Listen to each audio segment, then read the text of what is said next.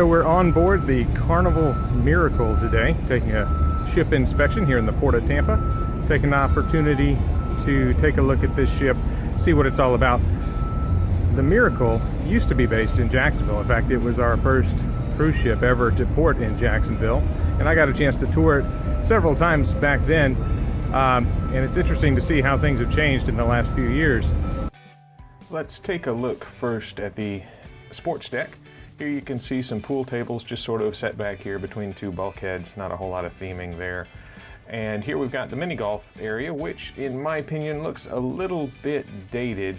Carnival could do well by improving this to match standards seen on other cruise ships. They put a lot of time and effort into theming these mini golf areas, which are always so popular with the kids. One unique feature that this ship has is this little dome here, which looks down into the gym and gives a skylight to the gym. It makes an odd little feature there.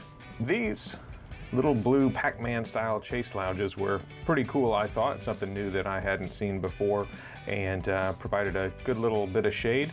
I took a minute and sat back and enjoyed one just for a second.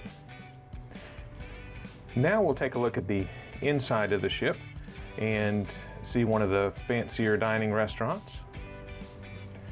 One unique feature of the Spirit class ships is the funnel is partially glass on top of the ship, the big red Y-shaped funnel that you see that's iconic of Carnival ships.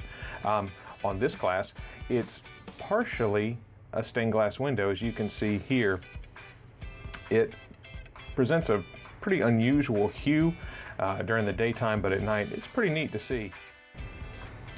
Here we've got some photos of the casino, which is always a popular spot on board Carnival ships and other ships as well. Pretty standard fare with a number of gaming tables and tons of slot machines. Now we're making our way through the hallways into the Phantom Theater. This is a pretty spectacular looking theater. Very attractive lighting and good views all around. You do want to try and avoid these poles though when you're selecting your seats. They can block the sight lines of the performance.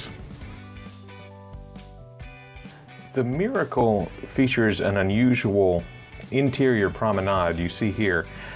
This is a very narrow walkway that surrounds the theater, and you've got some seating on the left here, and there's a similar one of these on the opposite side of the ship. It's very tight, and I can't imagine that it's very comfortable to squeeze past those awnings, those arches. Here we're walking down the main promenade area of the ship. You've got a staircase on the right-hand side there with some sculpture, just to give you a feel of the overall color scheme of the ship. This is pretty typical of what you find throughout.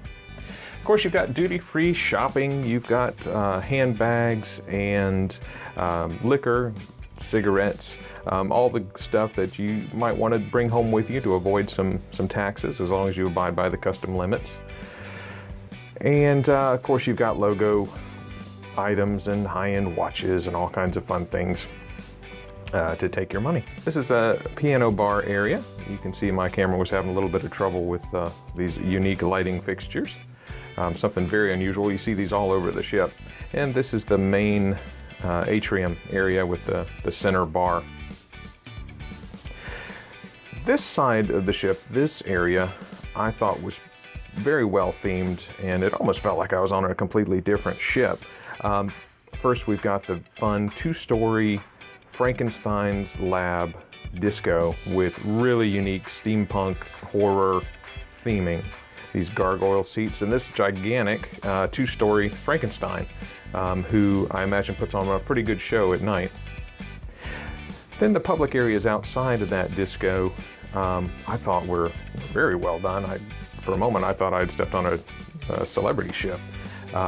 This has a steampunk or a vintage 1800s theme. Very striking decor and quite attractive, actually. If I was on this ship, I'd probably spend a lot of time in this area. That brings me to a spot I didn't really care for, which was the Bacchus dining room. It had a feel of a Star Trek episode with alien eggs. It's supposed to be grapes, Bacchus being the god of wine in Roman mythology, but didn't really work for me. The food was great. I had sea bass, and the staff, wait staff of course, was amazing. Just the theming of the dining room, wasn't my cup of tea, so to speak. And that brings us to the end of our tour of the Carnival Miracle. If you enjoyed this video, be sure to like, and if you want to see more videos like this, subscribe. We've got a number of different travel-related topics to cover, and more ship tours to come in the future. Have a great day.